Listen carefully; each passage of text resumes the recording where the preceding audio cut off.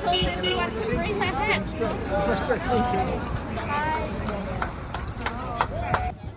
That's the sound from the recent 2024 Walk for Israel, held through the streets of Kitchener, Ontario, as marchers carried Israeli flags and some held posters of the hostages in Gaza and completed the 5-kilometre distance. But unlike the Toronto Walk for Israel in early June, where 50,000 people participated and required hundreds of uniformed police officers on hand and even extra units from outside the city to escort the marchers in the face of small but loud protests from pro-Palestinian groups along the route, the Waterloo Regional Police provided a light presence for the Jewish event. They sent 2 uniformed officers on bicycles, and I saw just 1 squad car patrolling near the finish line at Beth Jacob Synagogue. No protesters turned up. That was a surprise, and so was the turnout, because the Jewish community living in Kitchener and neighbouring Waterloo is small, only about 2,400 people. In previous years, the walk would attract about 150 participants. This time, the first one after October 7th, and in the face of a surge in antisemitism across Canada, so many people showed up, including non-Jewish politicians and neighbours and allies, that they couldn't all fit into the synagogue for refreshments.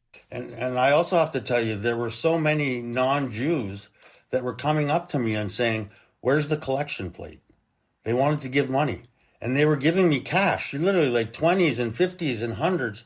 And one sweet lady came to me, pulled me into the library and said, "I want to write a check." So who do I make it out to? I told her what to do. She said, "This is the last of my father's inheritance. I'm giving everything to charity." The check was for $1,000. I'm Ellen Besner, and this is what Jewish Canada sounds like for Thursday, July 4th, 2024. Welcome to the CJN Daily, a podcast of the Canadian Jewish News.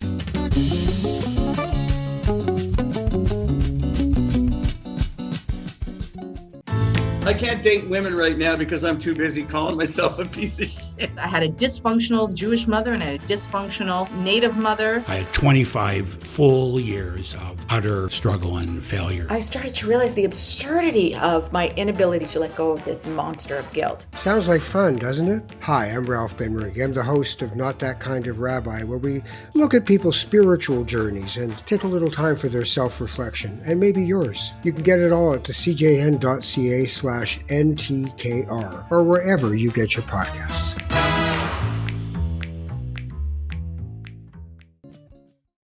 Walk organizer Jeff Budd's family moved to Kitchener nearly a century ago in 1926, and like many of the original Jewish settlers in the area, they opened a store.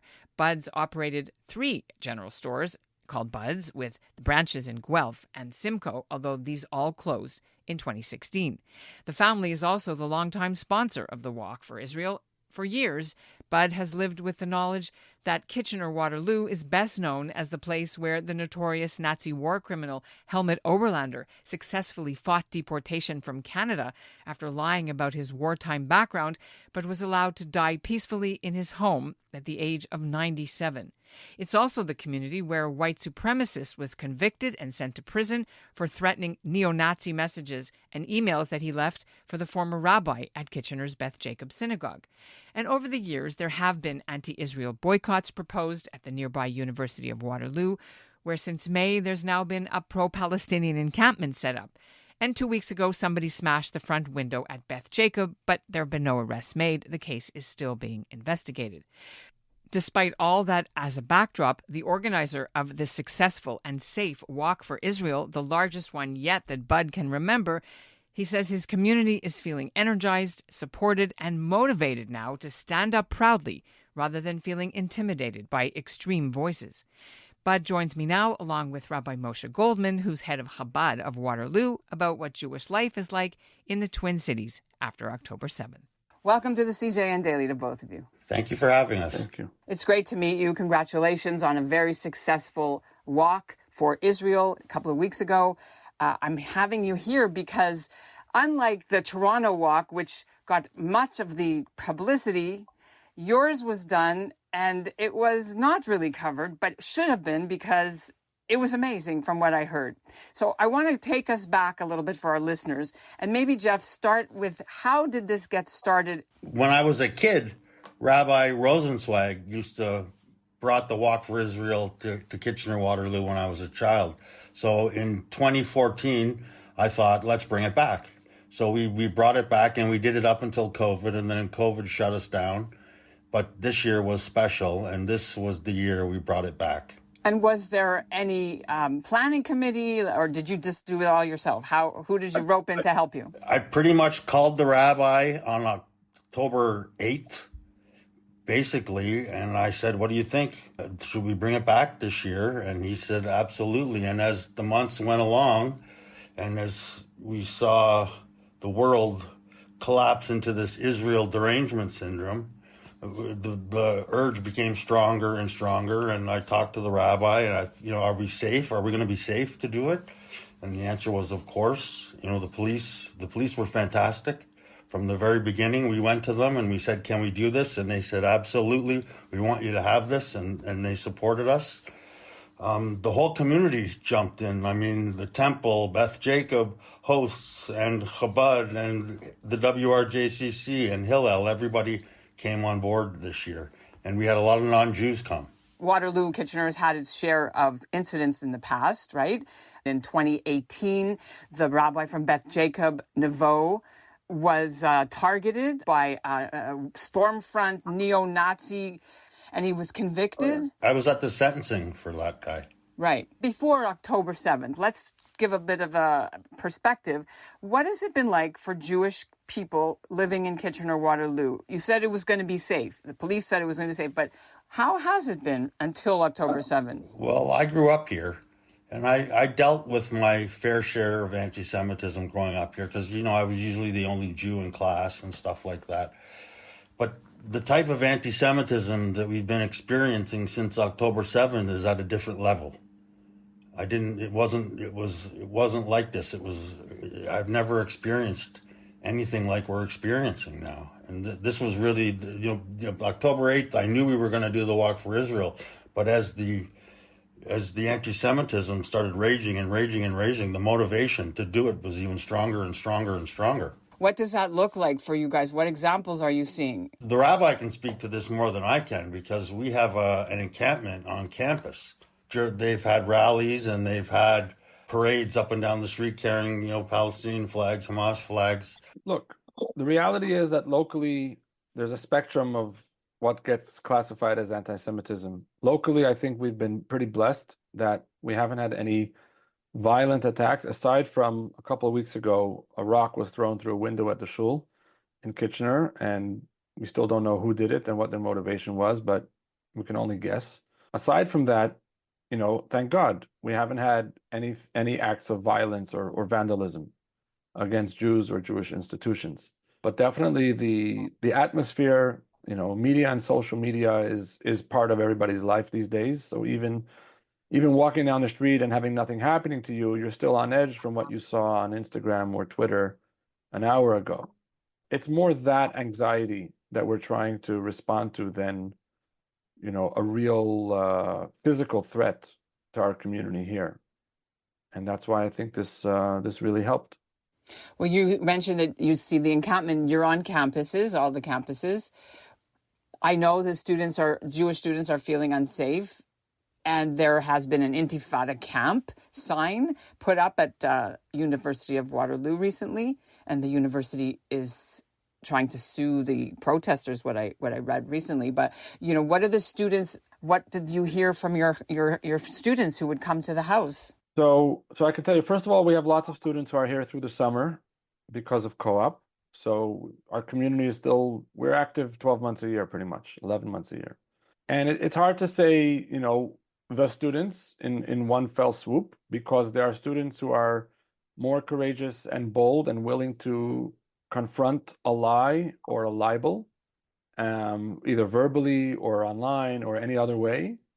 And there are students who see any anti-Israel protester and immediately go into, survival mode, which is very understandable as well, and everything in between. And what we've been trying to do so much is really to walk that fine line of understanding people's fears without encouraging or exaggerating and making things worse. We're trying to show people that they have the strength to get through this challenge. And this challenge actually has silver linings, and it really is, I think, developing a new sense of Jewish identity in the young generation that they never were exposed to before. Like one student said to me, Rabbi, this is our first time. And it really is. They've been blessed. This generation has been blessed. It's their first time really encountering such venomous, vile hatred of Jews. And it's a real rude awakening for them. But once they get over the initial shock, we have to educate them on how to navigate it, how not to make sure that it doesn't lead to them, hiding their Jewish identity or being afraid of being Jewish. We have to be secure and proud in who we are, first and foremost, because it is the truth and it is who we are and it's never going to change. And hiding doesn't work. But also because we do have a lot more friends than enemies. It's just that our friends are not nearly as loud. But that's really been the approach. This is a challenge that's there to exercise the muscle of your Jewish identity. And let's ride this wave the best way we can. And the best way we can ride it is together. Don't stay at home doing nothing. It's the worst place to be. At home on a screen is horrible.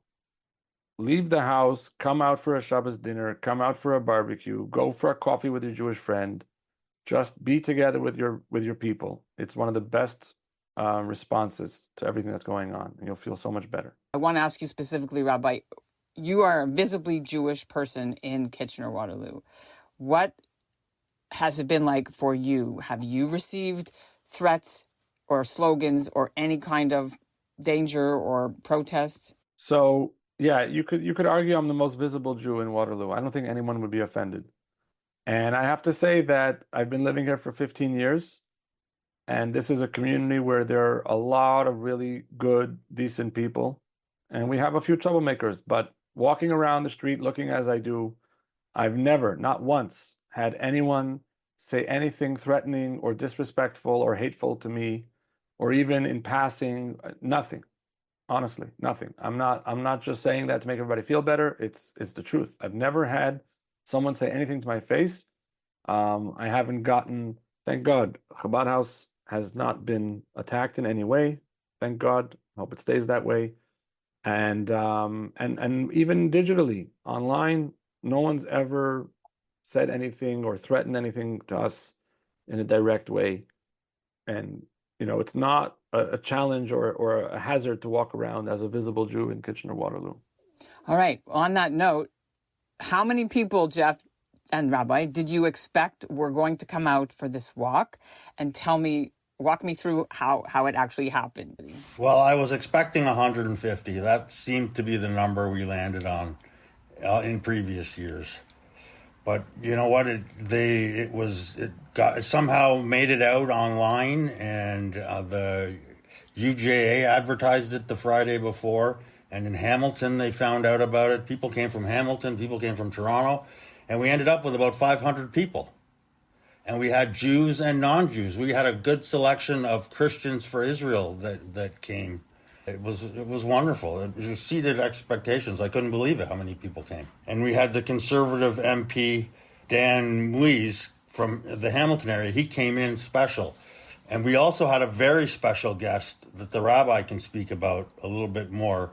We had an Israeli soldier who happened to be on his week of leave, just by coincidence, was in Kitchener and saw the flags, and he came running to the shul, and the rabbi can tell you the story from there. It was like a miracle. So after we got back to the shul, when the walk was over, a woman came over to me, and in very fluent English, but with a slight Israeli accent, was just gushing about how wonderful this is, and it's so amazing that you're doing this. And I didn't recognize her, and my thought was she must have just moved here. We have a steady stream of new families moving here, many of whom are Israeli. And I figured, okay, nice to meet you. I'm glad that you feel supported and encouraged. When did you move here? She said, I didn't move here. We're just visiting. I said, what? What's the story? She said, you don't understand. I run an organization in Israel that helps youth. I came with my son to escort 80 Israeli kids who are going to summer camp in Michigan. And after we dropped them off, we spent Shabbos with a rabbi we know in Detroit. And we had a couple of days. We figured, let's go into Canada. And we've already done Toronto and Niagara Falls and all that kind of tourism. What else can we do? We looked at the map. We said, okay, Stratford and Kitchener. Why not? And they took a hotel in downtown Kitchener. I'm not sure which one, but I can guess. And they stepped out the door just as the Walk for Israel was passing by a block away. And they saw Israeli flags from a distance, and they heard some honking and whatnot. And they figured, this looks interesting. And they hopped over and they saw the entire crowd. So they just joined. They stepped right into the march and they kept marching. And they walked back to the shul. They had no idea where they were going. They were just following the leader. And it turns out that her son was with her on his 1 week furlough from active duty in the Israeli army, where he's serving. And he came to help his mom and to have a change of scenery and a bit of a break. So immediately, of course, we put on tefillin together, and he gave me some names of his comrades in arms who had fallen for Kaddish. And I asked him if he could speak. He said, of course. And he got up and he just gave everybody the most beautiful, spontaneous, miraculous regards from Israel. And it was like a wink from Hashem that, we're doing the right thing. And you just get this amazing surprise guest. It was really a ray of light. Unbelievable. Because you didn't know this was happening either, right? No, I just realized, the soldier, I think we gave him a 10-minute standing ovation. It was unbelievable. Is it true that people, when you walk by, they were clapping from their porches? Yes, there were people clapping from their porches and people honking their horns. We had only positive reactions. Were you expecting protesters? Because, in Toronto, it was terrible. We're bracing for it. You have to brace for impact. It wasn't going to stop the walk. It wasn't going to do that. And I don't believe in hiding ever. I was scared. Like, I called the rabbi up the week before, and I went and sat down with him. And I said, Rabbi, I'm really nervous that something bad is going to happen. Something bad is going to... He just kept saying, don't worry about it. The police are coming. It's the police will handle it. Police will handle it. And nobody came. It was nothing but positive. Did you have to cover the security costs for the police, or was that part of the city's? The police took care of everything for it. And you didn't have to pay for extra security? Because that's a thing that's happening. I know a lot of Jewish institutions are having private security in their own pocket or getting money from federal or provincial governments. Is that the situation for you, Rabbi Goldman, at your campus? So right after the war started, we were hiring security every week when we had a bigger crowd.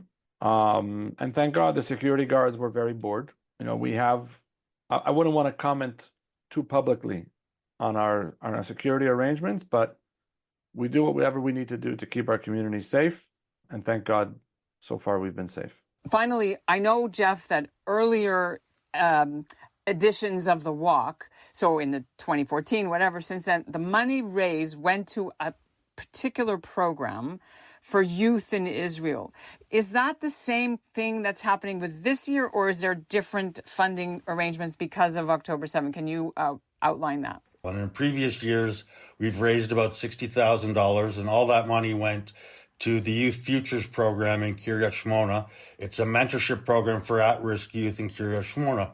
But this year, there are no children in Kiryat Shmona. They've all been evacuated. So the money goes to the Canada-Israel Emergency Fund that's between Jewish Federations of Canada, United Appeal, and UJA. I think they've raised $138 million at last count. So it's going into that fund. And we raised several $1,000s this year. I won't have a total for another week or so, but it'll be $5,000-$6,000. Some people gave $1,000, some people gave $500, some people gave a little small. People were giving me 20s, 50s, and 100s. Okay, I did want to ask one more final thing, and that is when Stephen Schulman was speaking, and he said that what happened in Kitchener-Waterloo should be an example, I think he said shining example, for smaller Jewish communities across Canada. Now that you've kind of lived through this Walk with Israel, Walk for Israel on your own, what advice would you have for them to do what you did? My advice is to do it. It seems like a big deal, but you basically just need a few T-shirts, some lunch, and then save the date, and you just send it out and people will come. The one thing I learned about this Walk for Israel, that our entire community is united behind its support for Israel. And this Walk for Israel was an outlet for us to express ourselves and express our love for Israel. So my suggestion is every community should try it and just show your support for Israel. I want to hear from you, Rabbi. What signposts does this give to people who don't live in Toronto, or Montreal or Vancouver, where there's Ottawa, where there's every night there's something people could do? I think that in a small community, you're used to kind of keeping a low profile as a Jew, and you feel kind of safer that way. But the reality is that that has a cost as well. And once we can get over a little bit of that anxiety and develop some Jewish pride by engaging with our Jewish practice, by doing mitzvot, by coming together as a community, and a walk for Israel is another example of that. We find a lot more strength than we do by keeping such a low profile to be unobtrusive. And we realize that it's not as bad as we may have feared. And really, every community could pull this off, and other events to bring the Jewish community together. We all need it. We all want it. It just needs somebody. You don't have to be the official, titled leader to make it happen. You just need to be someone who cares. Is there anything else you want our listeners to understand before we end about your experience with this walk? Stand by for next year. That's the big question. How are we going to what are we going to do next year? But that's a wonderful question to have to solve. God willing, there won't be a crisis and you'll be able to be quiet again. Right? Yeah, but we still want to see that many people come out. It was really invigorating. So, I mean, next year you can only hope for more. Thank you so much to both of you for being on the CJN Daily. Congratulations. And that's what Jewish Canada sounds like for this episode of the CJN Daily. The Daily is produced by Zachary Judah Kaufman. The executive producer is Michael Freeman, and our music is by Dov Beck-Levine. By the way, the Globe and Mail's podcast, The Decibel, published an episode with me this week as their guest. It was Wednesday. They asked me how Canadian Jews are experiencing anti-Semitism since October 7th. You can listen to what I said. I put the link in our show notes. And although I did tell the interviewer about this good news out of Kitchener-Waterloo, I called it something that made me hopeful for a change. It didn't make the final cut. I don't blame the editors. I mean, we did talk for 90 minutes, and their episodes are only about 22 minutes like ours, which is kind of what happens at the Daily. So thanks for listening, and let me know what you think of this story and the Globe podcast. Y'all remember that joke from Airplane? The old lady asked for some light reading. How about this leaflet, famous Jewish sports legends? But in actuality, that's changing. Jews are crushing it in sports around the world, and we are here to celebrate them. Sandy Koufax gets his 10th strikeout. Zach Hyman, his first career hat trick. 41 points for Diddy Avdija. It's Sue Bird's building. I'm Gabe. And I'm Jamie. We love Jews and we love sports, but most of all, we love kvelling over Jews in sports. Together we host Menschwarmers, the longest running Jewish sports podcast in the world. Listen and subscribe at thecjn.ca and wherever you find your podcasts.